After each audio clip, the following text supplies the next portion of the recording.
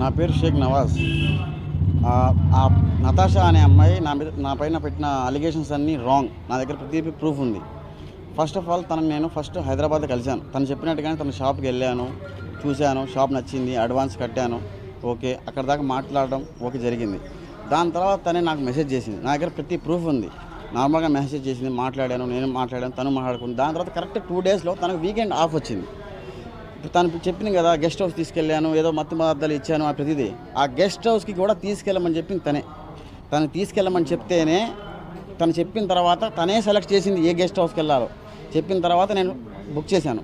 Book చేసిన తర్వాత అక్కడికి వెళ్ళాం. నేను తనే ఇద్దరమే వెళ్ళాం. నేను 2015 నుంచి నాన్ ఆల్కహాలిక్ పర్సన్ని. నాకు మందు అనేది అలవాటు లేదు. తను తాగుతానంటేనే నేను వెళ్ళి అక్కడ సీసీటీవీలో ప్రతిదీ ఉంది, కెమెరాలో మొత్తం రికార్డ్ అయి ఉంటుంది. అక్కడ నేను వెళ్ళాం, తనకు కావాల్సింది తెచ్చుకుంది. నా కోసం తను బలవంతం చేస్తే తన కోసం తాగాను. ఇప్పుడు అందరూ అమ్మాయి చెప్పిందే వింటారు, కానీ ఇప్పుడు నేను మగోడిని నేను తాగాను అంటే మీకు కావాలని చెక్ చేసుకుని నా బ్లడ్ రిపోర్ట్స్ తెలుస్తాయి కదా, వీడు తాగుతాడా లేదా అని. అలాగా తర్వాత వెళ్ళి తాగాం, ఓకే. అక్కడ తాగిన తర్వాత ఇద్దరం కొంచెం జరిగింది, పడుకున్నాం, ఇద్దరం కలిసి అలా పడుకున్నాం. దాని తర్వాత తను ఏం చెప్పింది, నాకు ఆల్రెడీ 2 బ్రేకప్లు అయినాయి, నేను కోసేసుకున్నాను, చచ్చిపోయాను. దాని తర్వాత నేను 2 నెలలు రీహాబ్ సెంటర్లో ఉన్నాను. ఇప్పుడు నువ్వు నన్ను వదలకూడదు, నువ్వు నన్ను వదిలితే నేను మళ్ళీ చచ్చిపోతాను అని చెప్పి ఎమోషన్ బ్లాక్మెయిల్ చేసింది. నేనేంద్రా అంటే 3 రోజులు 4 రోజులు కరెక్ట్ 4 రోజులు కలిసిన అమ్మాయి రిజల్ట్కి దాకా తీసుకెళ్ళి ఇక్కడ దాకా వచ్చిన తర్వాత ఇప్పుడు ఇలా ఏం మాట్లాడుతుందో నాకు అర్థం కావట్లేదు అని చెప్పి నేను అక్కడి నుంచి వచ్చేసాను. ఇంకా తనకి ఆ రోజు నెక్స్ట్ డే మార్నింగ్ ఇంటి దగ్గర దింపేసిన తర్వాత చెప్పా, నాకు ఆల్రెడీ మ్యారేజ్ అయింది, నాకు 2 పిల్లలు ఉన్నారు, ఇలా నేను వచ్చింది ఇక్కడ పని చేసుకోవడానికి. అప్పుడు నేను అక్కడ ట్రేడింగ్ షాప్ పెట్టాను అనమాట. తను ఏం చెప్పింది, సరే నీకు పెళ్ళిళ్ళైనా పర్లేదు, నీకు కావాలంటే సెకండ్ వైఫ్ లాగానే ఉంటాను, కానీ రేపు ఒకవేళ మా అమ్మ వాళ్ళకి తెలిస్తే ఎవరికి చెప్పకు, నీకు పెళ్ళినట్టు పిల్లలు ఉన్నట్టు ఎవరికి చెప్పకు. ఎలాగో నువ్వు హైదరాబాద్లో ఉంటావు, ఎప్పుడో ఒకసారి నెలకు ఒకసారి పోయి వస్తూ ఉంటావు నెల్లూరుకి, అంతే కదా, ఎవరికేం చెప్పాల్సిన అవసరం లేదు, నువ్వు ఎవరికేం చెప్పబాక అని చెప్పింది. సరే ఓకే అని చెప్పి కరెక్ట్గా వితిన్ 3 డేస్లో 4 డేస్లో వాళ్ళ అమ్మ చాటింగ్ చూసిందంట. నాది నతాషాది వాళ్ళ అమ్మ చాటింగ్ చూసేసిందంట. ఎవరు అబ్బాయి, మా కింద షాప్ తీసుకున్నాడైనా పిలువు అని చెప్పి. అస్సలు నాకు అర్థం కాలేదు. ఇప్పుడు ఏం చేయాలి, ఇంటికి వెళ్ళి నేనేం చేయాలి, నేను మాట్లాడలేను, నాకు అవసరం లేదు, నువ్వు కావాలంటే మీ అమ్మకి చెప్పు, అలాగో నాకు పెళ్ళి అంటే ఇష్టం లేదు అంటే, లేదు ఒక్కసారి ప్లీజ్ నా కోసం రావాలి, లేదంటే మా అమ్మ నన్ను చంపేస్తుంది, టార్చర్ చేస్తుంది, అమ్మాయి పిచ్చిది, గోడగేసి కొట్టుకుంటూ ఉంటుంది, కత్తి తీసి కోసేసుకుంటూ ఉంటుంది. ఇది నా ఫస్ట్ టైంగా చేయకోసుకోవడం. తను ఆల్రెడీ 2-3 సార్లు కోసేసుకొని రీహాబ్లో ఉండి వచ్చింది, పిచ్చి పనులు చేస్తూ ఉంటుంది. ఇంకా సరే నాకు భయం వేసింది, అమ్మ దేనికి రా బాబు, నేను ఏదో పని చేసుకోవడానికి వచ్చాను, ఇప్పుడు ఇవన్నీ తంట దేనికి అని. సరే ఒకసారి వెళ్ళి మాట్లాడదామని వెళ్ళా. 3-4 రోజుల ముందే కలిసాం. ఎప్పుడు may I think date exactly గుర్తులేదు, 19th కలిసాం, మే 19th కలిసాం 2025. మే 19th కలిసాం 2025కి 23rd 24th వీకెండ్ అది వచ్చింది. జస్ట్ 3-4 రోజుల్లోనే రిసార్ట్కి వెళ్ళాం అనమాట. దాని తర్వాత వాళ్ళ అమ్మ దగ్గరికి వెళ్ళి తీసుకెళ్ళిన తర్వాత చేసుకుంటే నవాజ్ని చేసుకుంటాను, ఇంకెవరు చేసుకోని. నాకు అక్కడ వాళ్ళ అమ్మకి చెప్పడానికి ఇవ్వలేదు అనమాట. అంటే నాకు పెళ్ళిందని, పిల్లలు ఉన్నారని ఏం చెప్పడానికి ఇవ్వలేదు. నువ్వేం చెప్పాక వెళ్ళిపోవని చెప్పింది.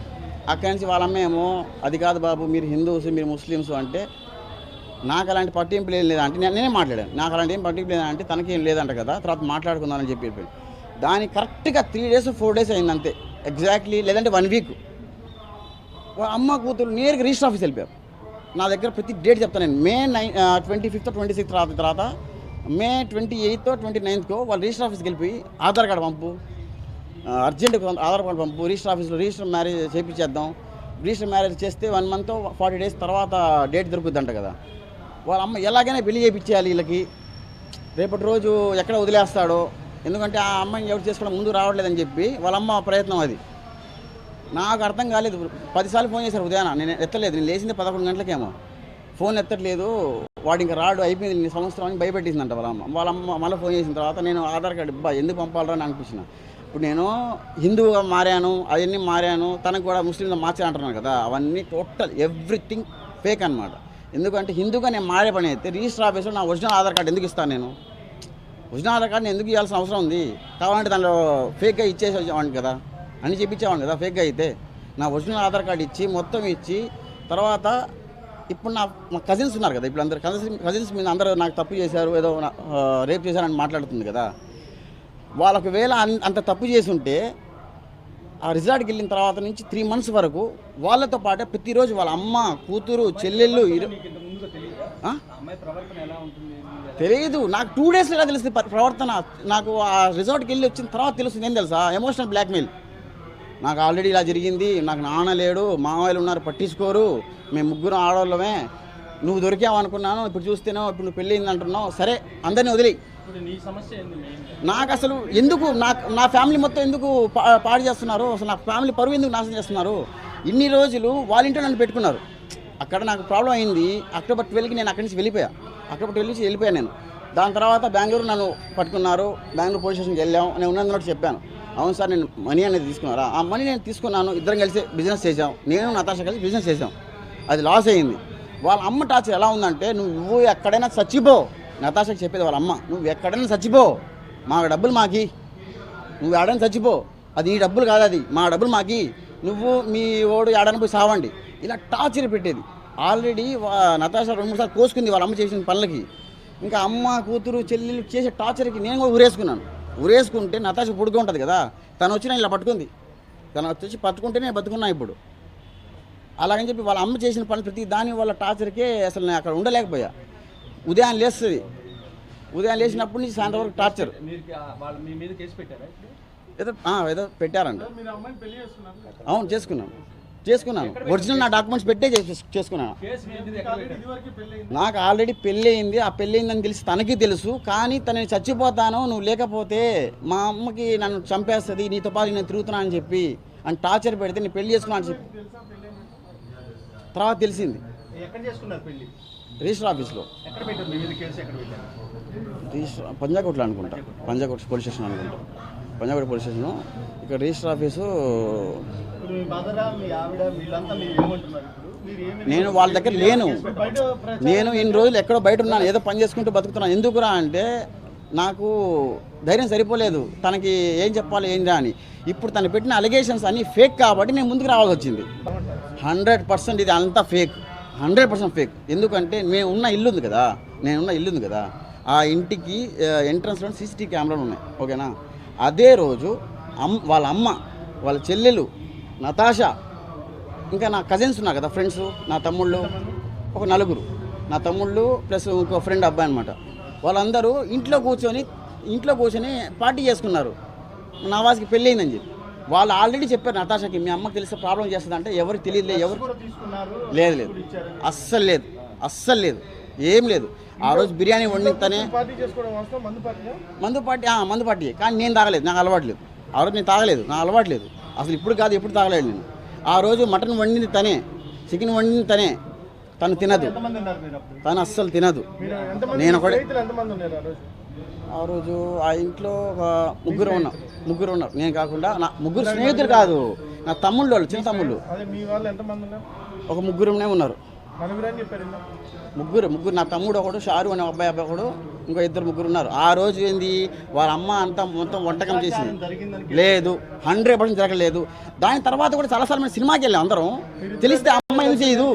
ఎగ్జాక్ట్లీ జనవరి 14కి అక్కడి నుంచి వచ్చేసాను. నాకు పెళ్ళి అయింది ఎప్పుడు, జూన్ నుంచి జనవరి వరకు మొన్నటిదాకా అక్కడ వాళ్ళ ఇంట్లో ఉన్నాను నేను.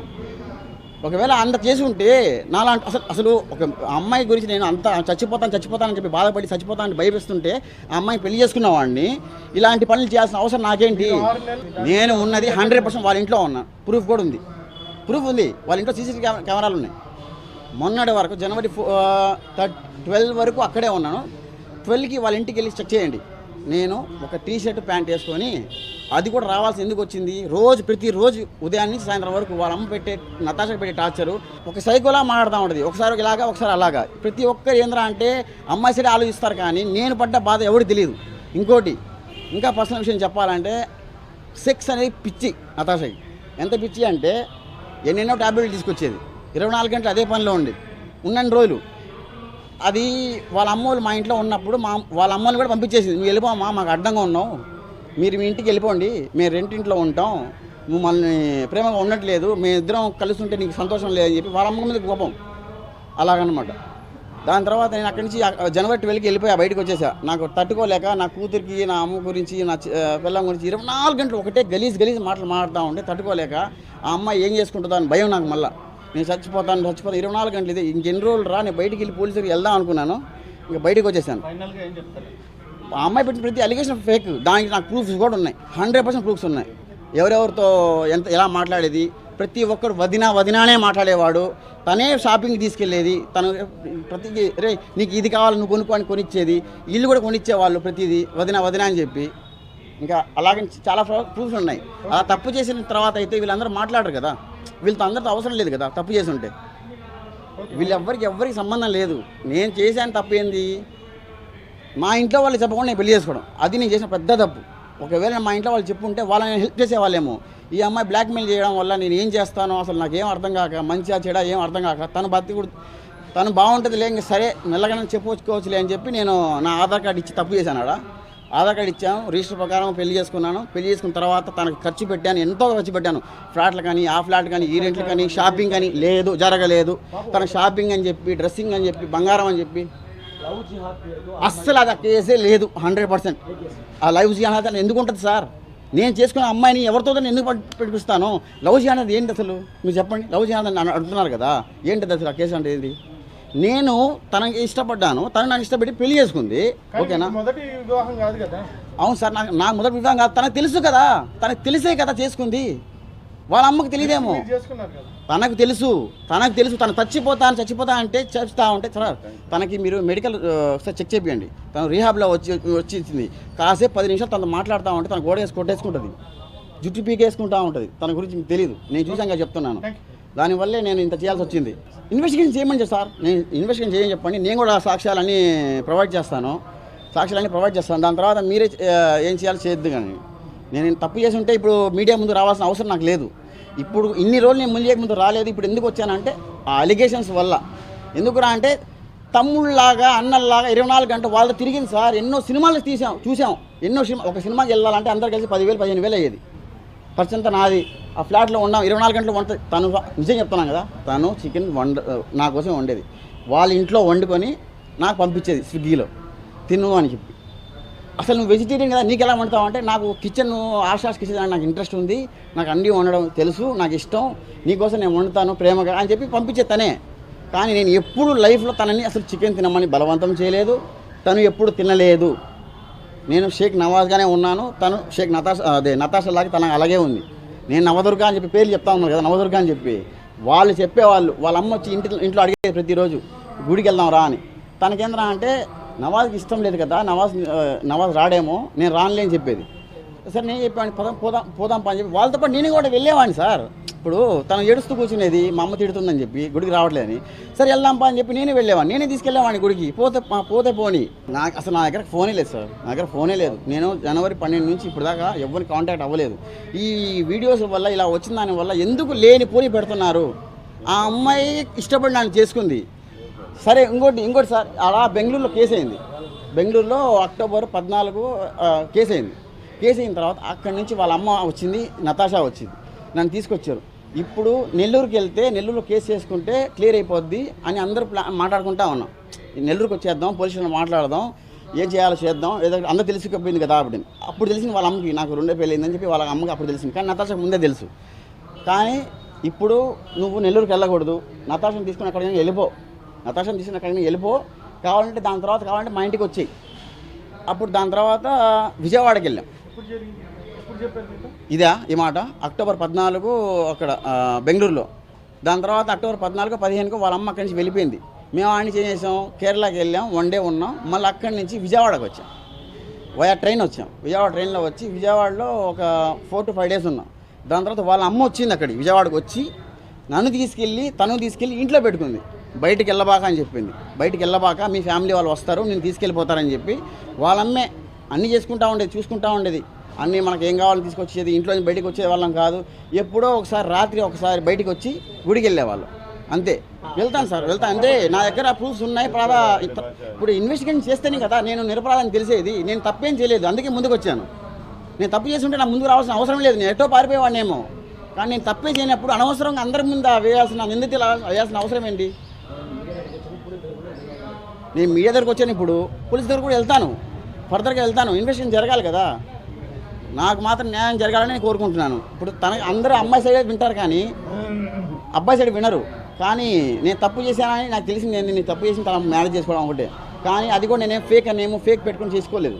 నా ఒరిజినల్ నేమ్, ఒరిజినల్ డాక్యుమెంటే పెట్టి చేశాను.